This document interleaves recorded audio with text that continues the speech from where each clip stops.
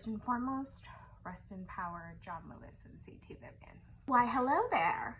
Welcome back. I know you may not be recognizing me right now because she be looking brand new, and that's because she is looking brand new. A 16-year-old told me I look really, really cool, so I'm gonna take that and run with it. So let's get into it. I hear a lot of arguments on why Trump is the president I didn't know I needed, and the one that probably irks me the most is this particular one. It is this argument that somehow Trump cares about the working class. He's going to fight for that blue-collared worker, and he's going to be their savior. As Sarah Palin once so eloquently put it, he understands Joe's six-pack. Because apparently, because he was born into immense wealth and never worked a minimum wage job in his entire life, that makes him uniquely qualified and sensitive to the plight of the American worker. Huh? If you didn't guess it before, I hope you got it now. This week's counter-argument is dismantling this false populist misconception of number 45. The Trump administration does not care about the working class or the middle class. Bold statement, I know, but you know that I will have some facts to back me up. So let's get into it. First and foremost, let's start with minimum wage. Minimum wage is an important barometer because it sets the standard for fair labor practices and directly affects the growth of income equality. I started seeing this very interesting statistic circling in the world of Facebook, which is where the alt-right reigns supreme. Apparently, according to this statistic, we have the Trump administration to thank for an increase in minimum wage that has happened. The statistic I'm referring to is this.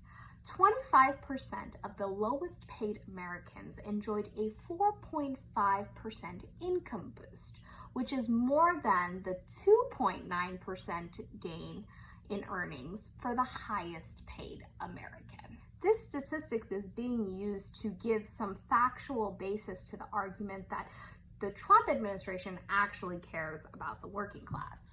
So I did some digging. This statistic was reported by a CBS News article that was covering a report issued by the Federal Reserve Bank of Atlanta. So let's break down what this statistic actually means. According to the Brookings Institution, which I will keep my personal opinions about them to the side for now, this is great news for 53 million Americans who work low-wage minimum jobs, and they comprise about 44% of the adult working population in America. It means they are making, on average, a whopping $18,000 a year, which averages out to about $10.22 an hour. I mean, they're just rolling in the dough. But before we start popping out the champagne at this news, let's have some more context. According to the Tax Policy Center, the bottom 20% of households earn a typical annual income of $13,300.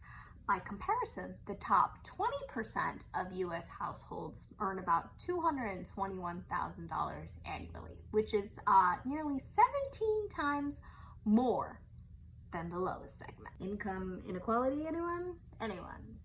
So what does minimum wage have to do with the income boost? Well, according to the Federal Reserve Bank of Atlanta, it has everything to do with it. The whole basis of this boost is the increasing of minimum wages by individual state legislatures.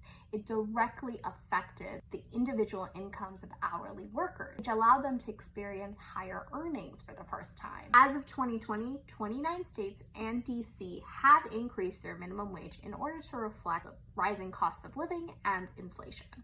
The federal minimum wage has not been raised since July 24th, 2009, or another marker of time if you would like to use it, since we had a Black president. The Shriver Center on Poverty Law did a study on poverty under the Trump administration, and they looked at the middle class. What they found is that the median income, or the average income of Americans, rose by 5.1% in 2015, 3.1% in 2016, but slowed in 2017 to just 1.8%. A 1.8% increase in 2017 was not due to economic prosperity, but rather workers putting in more hours in order to just scrape by. Overall, earnings for full-time hourly workers declined in 2017.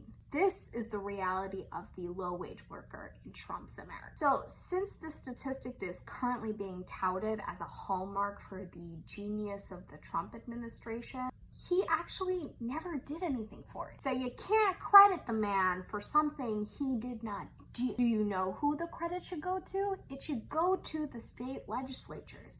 But before it even goes to the state legislatures, it needs to go to the individual citizens of these states that mobilized and voted for elected officials that will support the hike in minimum wage. Congrats to you for voting. This is what happens when you vote, kids. You get things done. In my humble political analyst opinion, if Trump was really serious about the working class of America, the first item on his agenda would have been an increase in federal minimum wage. Instead, it was the Tax Cuts and Jobs Act, which will be next week's episode. So tune in so you can watch me eviscerate that and share with your friends. Until next time, bye!